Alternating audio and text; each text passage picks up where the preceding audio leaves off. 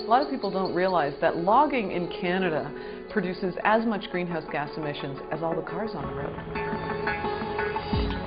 So Canada's home to about 25% of what's left of the world's intact forests. So it's crazy. We're logging old growth forests in caribou habitat to make catalogs.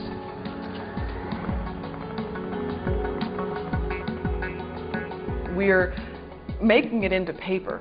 We're trucking it to people's houses so they can truck it to the landfills or the recycling center, and nobody wants it.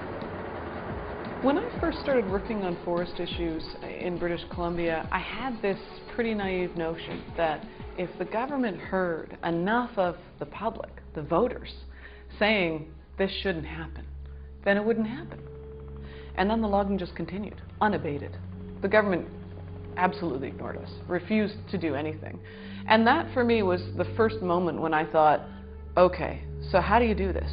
How do you make change? What actually influences change? Give us the power now! Raise Tzeporah! Let's try to resurrect this country! Bring it back to life! So we decided to launch a campaign to let the world know that Victoria's Secret was making 1 million catalogs a day from Canada's old-growth intact boreal forest. We took out a full-page ad in the New York Times with a woman wearing lingerie holding a chainsaw, and it said, "Victoria's got a dirty secret." Recycle! Recycle! That got the attention of senior management. And right away, they called us and said, "We want to talk." And I said, "Great, we want to talk with you. But as long as you're producing your catalogs from this paper and you don't have a progressive environmental policy, we will continue our campaign. When we reach an agreement, we will stop it." Out of the forest and into the trash. Tell me where's the sense in that?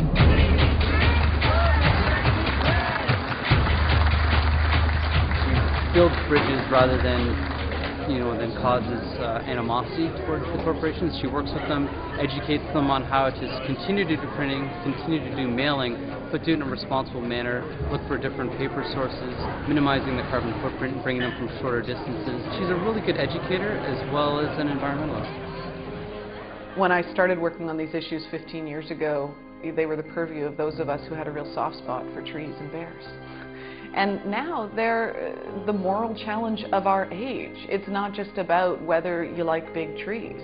It's about whether you want your kids to have clean air and water in a stable climate. And more people are starting to realize that it's critical for all of us to address in our own lives and also in our businesses.